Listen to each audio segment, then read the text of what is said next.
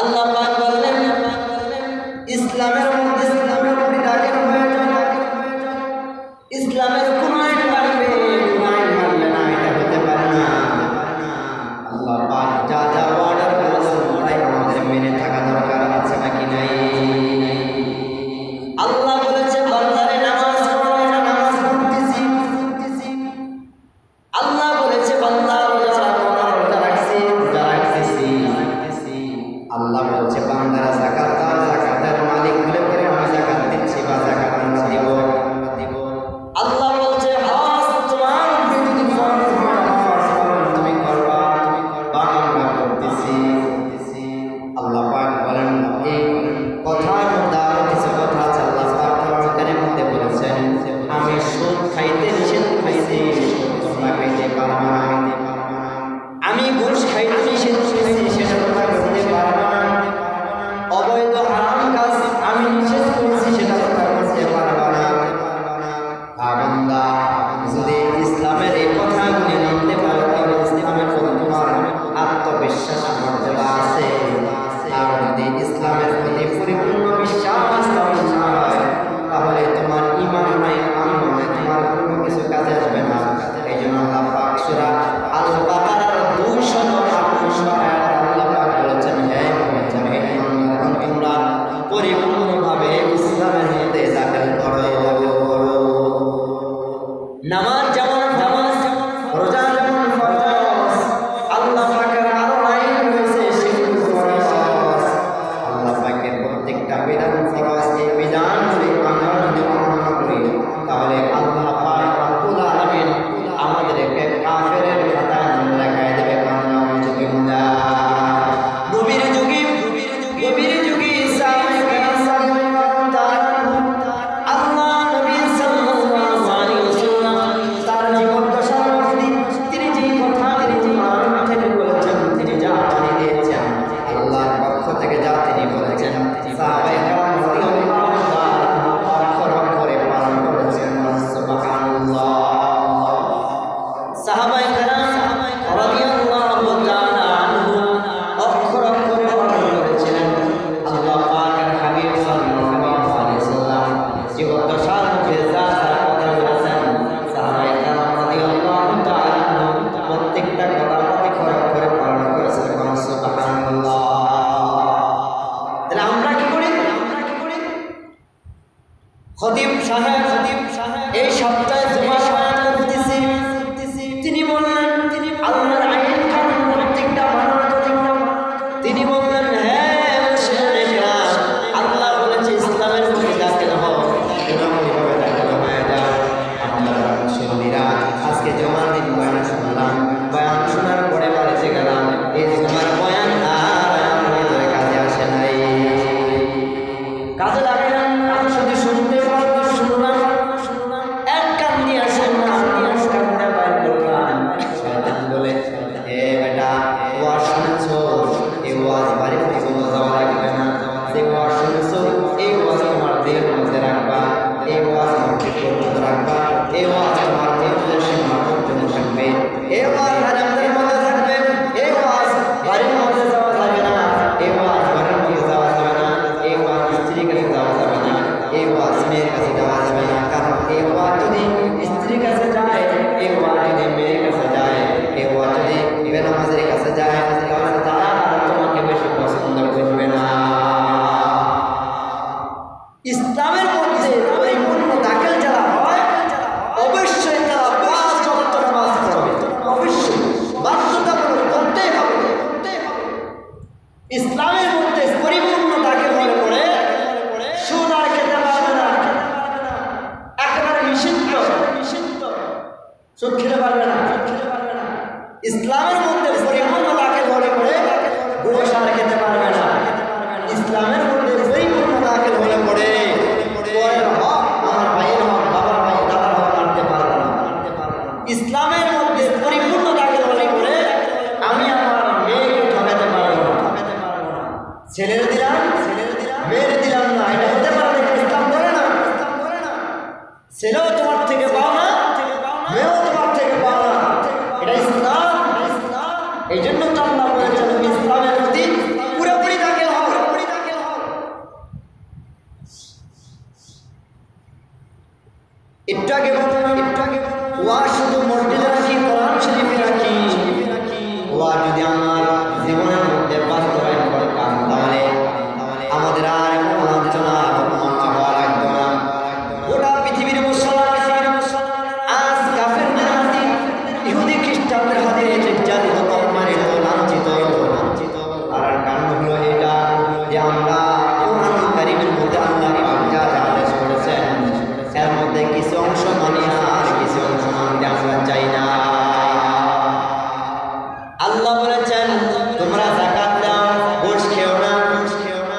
শয়তান বলেছে না যাকাত দেওয়ার দরকার নাই, আল্লাহর আইন মানার দরকার নাই, তোমরা ঘুষ খাও, গরিবদেরকে ঠকাও, বোনকে ঠকাও, মেয়েকে ঠকাও।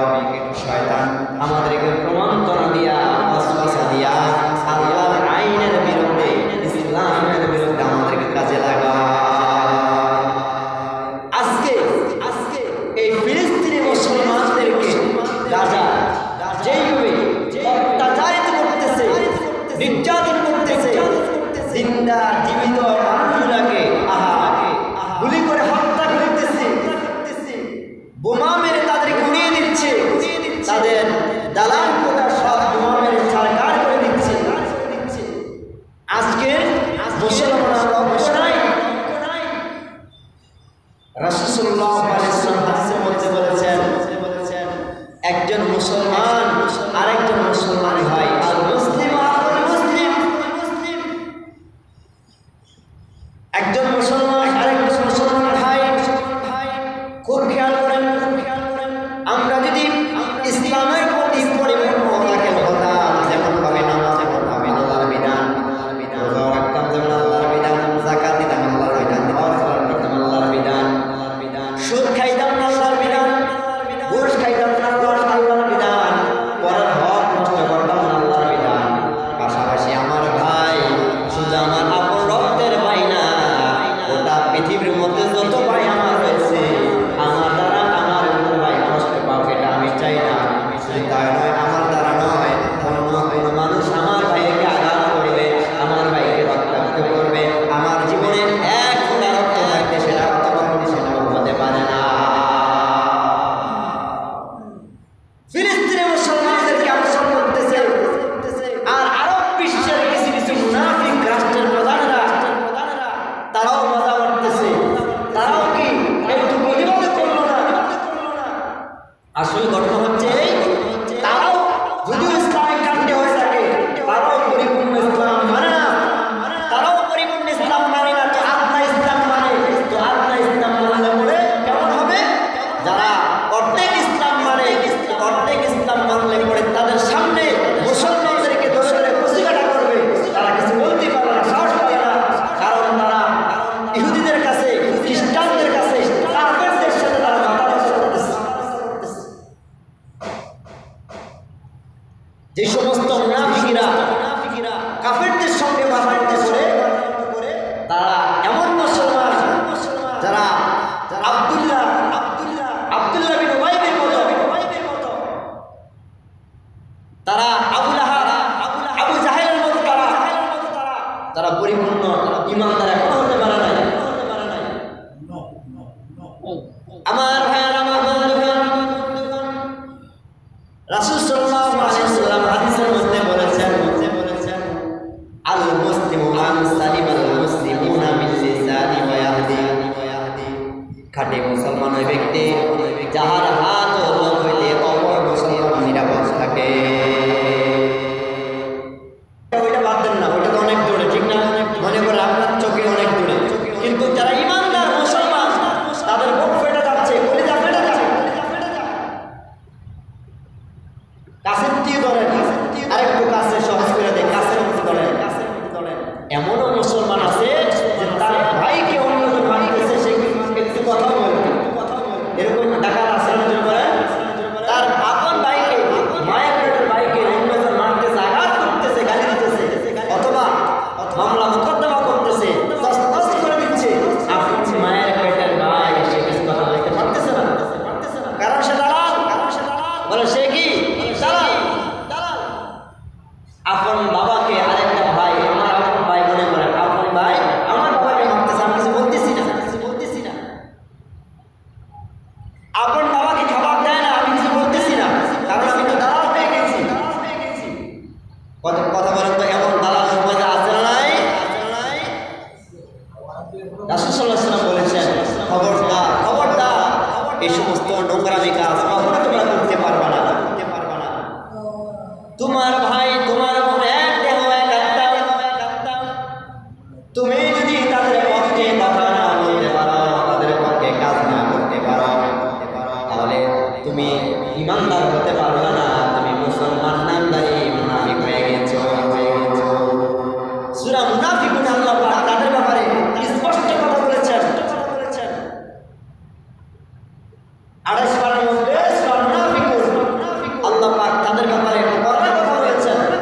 মুনাফিক যারা গোটা বিশ্বের মধ্যে আমরা তাকায় দেখি এখন মুনাফিক আর মুনাফিক।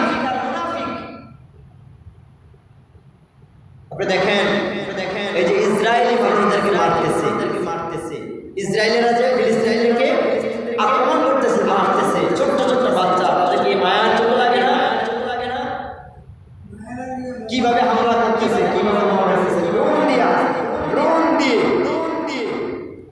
ড্রোন চিনো তো, ড্রোন ড্রোন দেয়, বর্তমানে একটা আবিষ্কার হয়েছে, ড্রোন দিয়া দেখে কোথায় মানুষ আছে, যে জায়গার মধ্যে মানুষ আছে ওই জায়গার মধ্যে বোমা মারতেছে, বোমা মেরে মানুষকে উড়াইয়া দিচ্ছে। এটা খুব জাহিলিয়াতের যুগ। এই জন্য আল্লাহ পাক বলেছেন, যতক্ষণ পর্যন্ত তুমি তোমার মুমিন ভাইয়ের পক্ষে কথা না বলো, যতক্ষণ পর্যন্ত তুমি তোমার ভাইয়ের পক্ষে নয়, গ্রাম হোক, দেশ হোক, বিদেশ হোক, তিনি যেইখানে থাকুক না কেন, তিনি তোমার জাতি ভাই, মুসলমান তোমার জাতি ভাই, তিনি আক্রান্ত হবে, তুমি কথা বলবো না, তুমি মুমিন হতে আজ পারো নাই, ইসলামের বিধান করতে পারো নাই, তোমাকে শয়তান ধোঁকা দিয়ে রাখছে, শয়তান তোমাকে কোরআন তলা দিয়ে রাখছে, তুমি শুধু মনে করো নামাজ আমার ইবাদত, রোজা আমার ইবাদত, হজ বছর হজ করেন, টাকা আছে হজ করেন, মাশাআল্লাহ আমার সবাই হাজি কইব, হাজি না ফাজি, এটা হাজি না, এটা কি ফাজি, শয়তান হজ করে মিথ্যা কথা বলে, আচরণে বলেন হাজি সাহেব আয়া মিথ্যা কথা বলে, চুরি করে বাটপারি করে মানুষকে ধোঁকা দেয়, সোজা টাকা লাগাইয়া খায়, ওগুলি তো হাজি না ফাজি বলেন? হুজুর উচিত কথা বললে সমস্যা, উচিত কথা বললে আল্লাহ আমাদেরকে হেফাজত করতে পারেন। আমি কুরআনুল কারীমে আল্লাহ পাক রব্বুল আলামিন এই কথাগুলি স্পষ্ট করে বলেছেন যে তুমি ইসলামের প্রতি, অবশ্যই ইসলামের প্রতি পরিপূর্ণ তোমাকে দাখিল প্রবেশ করতেই হবে। ইসলাম আমার মত চলবে না, ইসলামের মধ্যে আমাকে চলা লাগবে। আমি যা বলি ইসলাম তা মানবে না, ইসলাম যা বলে আমাকে যাই মানতে হবে। ইসলাম বলে আল্লাহর আইন বিধান কানুন রাষ্ট্রকে পরিচালনা করো। গোটা রাষ্ট্রের মধ্যে চুরি থাকবে না, ডাকাতি থাকবে না, বাটপারি থাকবে না, সিটারি থাকবে না, সুদ থাকবে না, ঘুষ থাকবে না। আমরা শয়তানের ধোঁকায় পড়ে আমরা বলতেছি না, আল্লাহর আইন যদি পুরোপুরি বাস্তবায়ন হয়ে যায় তাহলে মহিলারা আর রাস্তা মিলাতে মানতে পারবে না, বাজারের মধ্যে যেতে পারবে না, ব্যবসা বাণিজ্য করতে পারবে না, মহিলারা গার্মেন্টসে কাজ করতে পারবে না, মহিলারা কল কারখানা যেতে পারবে না। এবার ইসলাম বলে না, মহিলারাও সব কাজ করতে পারবে, মহিলারাও কাজ করতে পারবে, মহিলারা গার্মেন্টস করতে পারবে, মহিলারা চাকরিজীবী হতে পারবে, মহিলারা সব করতে পারবে। তবে ইসলাম তাদেরকে যেভাবে বলেছেন ঠিক তেমনিভাবে তাদেরকে ওইটাই মেনটেন করা লাগবে। ইসলাম যেভাবে বলেছেন ওইভাবে কাজ করতে হবে। ইসলামের বাহিরে গিয়ে তুমি বেহায়াপনা করবে, এটা হতে পারে না। ইসলাম যা বলেছে, ইসলাম যেভাবে বলেছে ঠিক তেমনিভাবে আমার জীবন, আমার সমাজ, আমার রাষ্ট্র আমাকে পরিচালনা করা লাগবে। এই জন্য আল্লাহ পাক বলেছেন, ইয়া আইয়ুহাল্লাযীনা আমানু ফিস-সিলমি কাফা, হে ইমানদারগণ, তোমরা ইসলামের প্রতি পুরোপুরিভাবে দাখিল করো, প্রবেশ করো। কিছু আইন মানবা, কিছু আইন মানবা না, কিছু আইন কফি থাকবে, কিছু আইন ভাবে বাতিলরা পরিচালনা করবে, কিছু আইন হক বাদ দিয়া বাতিলরা পরিচালনা করবে। এটা হতে পারে না। পুরোপুরি আইন হক ও ইসলামের মধ্যে যারা থাকে তাদের পক্ষে, তাদের মধ্যে তোমাদেরকে চলা লাগবে, ইসলামের প্রতি দাখিল হওয়া লাগবে। আর এই পথে যদি আপনার আমার ভালো না লাগে তাহলে শয়তান তোমাকে প্রমাণ দিয়া কাউকে বানাবে, এরকম ইসলামের বিপক্ষে কাউকে বানাবে আবু জাহেল, কাউকে বানাবে আবু লাহাব,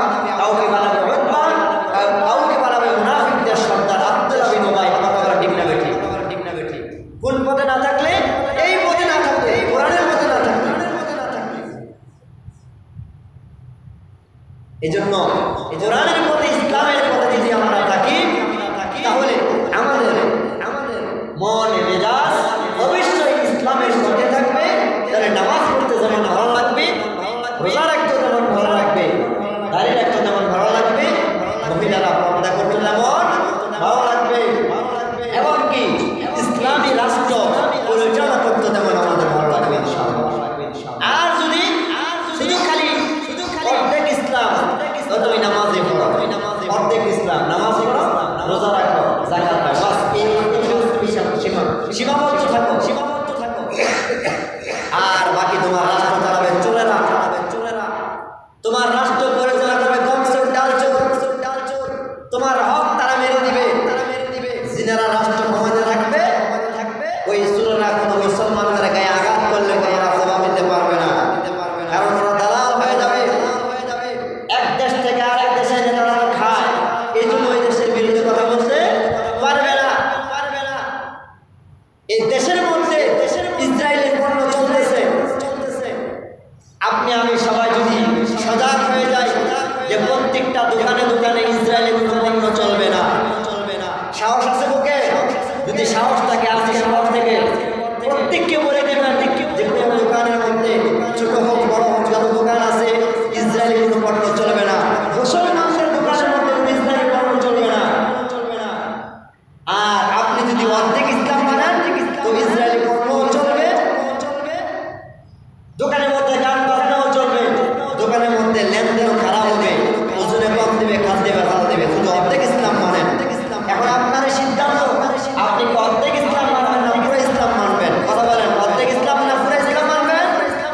তাহলে পুরো ইসলাম মানতে গেলে আল্লাহ পাক রব্বুল আলামিন কোরআনে যেভাবে দিয়েছেন ওইটাই মানতে হবে, ওইটাই মানা লাগবে, ওইটা আপনার জন্য ফরজ বিধান।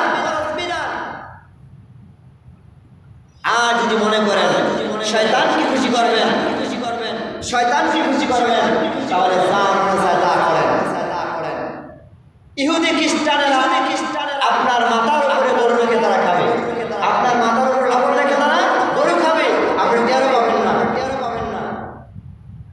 বাচ্চাদের হাতে হাতে তুলে দেয় পুতুল, বাচ্চাদের হাতে হাতে তুলে দেয় অনেক কিছু, মূর্তি তুলে দেয়, যেটা হিন্দুদের কালচার, ইহুদিদের কালচার, সেটা তুলে দেয় মুসলমানদের হাতে। আপনি টের পাইছেন? আপনি তো টের পাবেন না। মনে করেন বাচ্চা কাঁদলে আমি দিয়ে দিই, ব্যাস। দোকানে দোকানে কত কিছু খাচ্ছেন, এই যে ইসরায়েলি পণ্য খাচ্ছেন দোকানে, আপনি কি টের পাচ্ছেন কি কি খাচ্ছেন? মুসলমান এখন সজাগ হয়ে যান।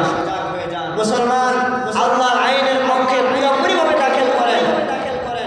যদি আল্লাহর আইনের পক্ষে পুরোপুরি দাখিল না করতে পারেন, তাহলে শয়তান আপনাকে ধোঁকা দিয়ে বোকা বানাইয়া, শয়তান আপনাকে জাহান্নাম পর্যন্ত শয়তান আপনার পিছনে ডিউটি করবে, আর আপনাকে সহজভাবে জাহান্নামে নিয়ে যাবে।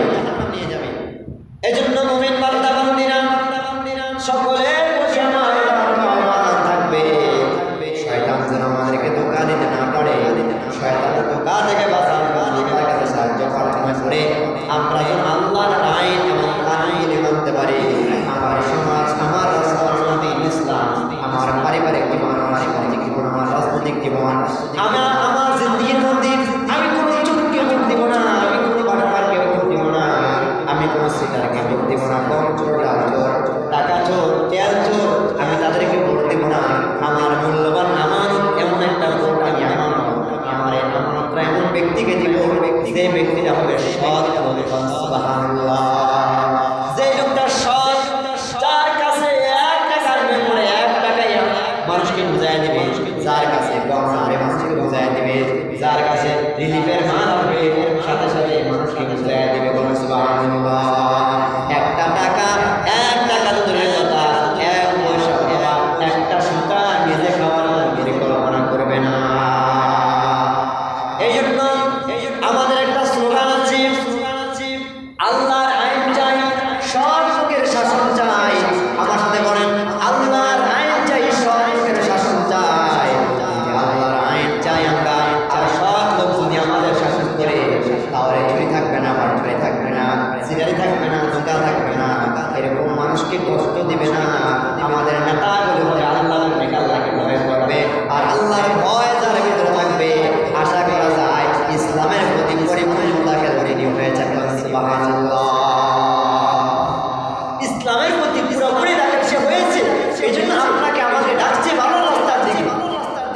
কথা বুঝতেছেন?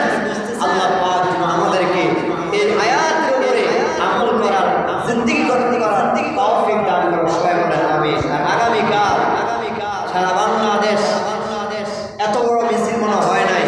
আগামীকাল শাহবাগ থেকে সোহরাওয়ার্দী উদ্যানে যে বিশাল মিছিল হবে, সেখানে ডক্টর মিজানুর রহমান আজহারী থাকবেন, সেখানে আল্লামা মামুনুল হক থাকবেন, সেখানে চরমনায়ের পীর সাহেব থাকবেন, সেখানে রাজনৈতিক ব্যক্তিবর্গ যারা আছেন তারাই থাকবেন। আমার দেশ পত্রিকার সম্পাদক মাহমুদুর রহমান তিনি থাকবেন, এবং সকলেই থাকবেন। যদি পারেন সেই মিছিলে অংশগ্রহণ করবেন। ইসরায়েলের বিরুদ্ধে মুসলমানদের পক্ষে যে মুসলমানেরা রক্ত রঞ্জিত তারা জিন্দা তাদেরকে দাফন করছে, ওই মজলুমদের পক্ষে দাঁড়াতে গিয়ে আমরা সেই মিছিলে অংশগ্রহণ করব ইনশাআল্লাহ। যারা যাইতে ইচ্ছুক আপনারা এখান থেকে গাড়ি করে ঢাকা যাবেন ইনশাআল্লাহ। আর এখন থেকে প্রত্যেকটা দোকানের মধ্যে খোঁজ খবর নেবেন কোথায়